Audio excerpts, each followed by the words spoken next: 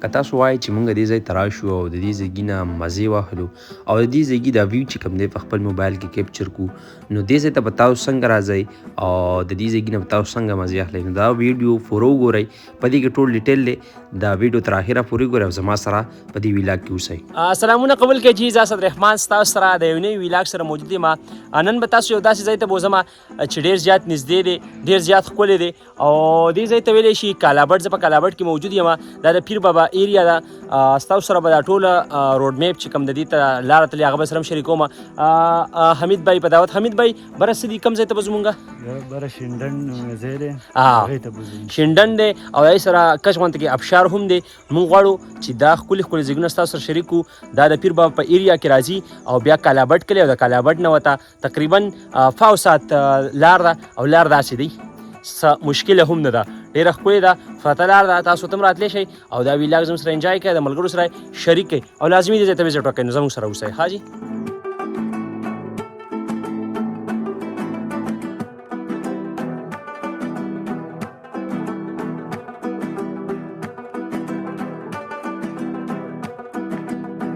دا ځوانان هم دغې شینډن ته راغلي وو. څنګه یاره شینډن څنګه دی؟ ښکلی دی؟ ډېر ښکلی دی، جوور دی، مزناک دی. ابشار ورسره هم دی؟ خلکو ته څه وایي چې راشي که نه؟ خلکو ته یم چې راشي، ډېره مزه ترې ډېره مزه ترې واخلي که نه. نو ډېر کسان راغلي دي، دا ځوانان هم راغلي وو او تاسو به دې ویډیو کې هم کتی شئ. ډرون شاټس واخلو او زه الله هم ښه ساتی. نو مونږ ځو ښه زر ودرسو، لاره لږه که نه؟ لږه لاره 15 منټه به زه به زموږ سره اوسئ. ها جي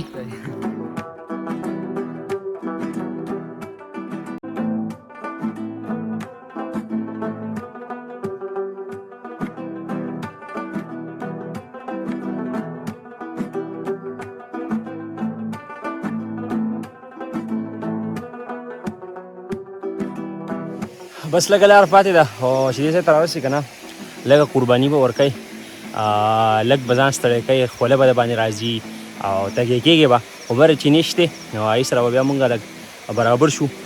دې طرف ته هم ښکلی غونته کې سمال واټر فال چې کوم دی هغه جوړ شوی دی.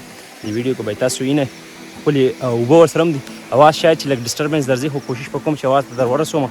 او دا لاره ده بیا پکې لږ غونته کې هایکینګ دی، تقریبا 5 منټ. او ګرمي ده په شکال دی، ځکه ده خوله په سړي راځي. خو راشئ ورته لازمي او دا ویو او دا نظارې چې کوم دي هغه انجوای کوئ. ښه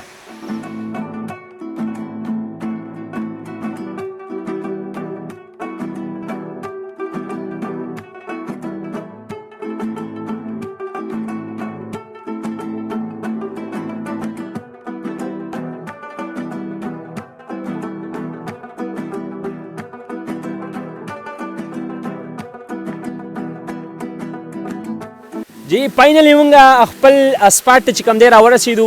تاسو لیدلی شئ ځوانان راغلي دي، پکې هم لامبلو، ډېر زیات خوند کوي، ډېر زیات مزه کوي.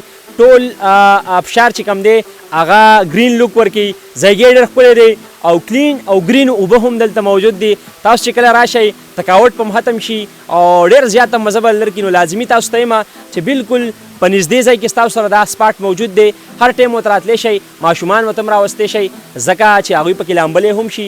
ډنډ ورسره هم موجود دی او ابشار هم تاسو لیدلی شئ. دا وګورئ ډېره ګرینري ده.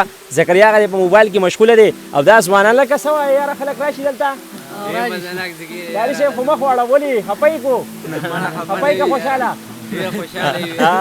دا د کالابټ ځوانان دي. ها دوی وي تاسو له مونږ دعوت درکو، ډېر مینه ناک، ډېر میلمهدوست خلک دی. نو لازمي ورته وزټ وکئ او دا نظارې چې کوم دي دا وګورئ. ها دا کچ غونته کې ویلاګ مې ستاسو سره شریکو، ډرون شاټ به تاسو یې لیدلي او نور به هم په دې ویډیو کې تاسو وینئ. او اجازت ته نه غواړم او ستاسو د تعاون ضرورت پرې زموږ سره، ځکه چې تاسو تعاون کوئ نو زموږ ویډیوګانې به خلک ګوري او دا زموږ د علاقې چې کوم دي دې له به خلک مینه ورکوي.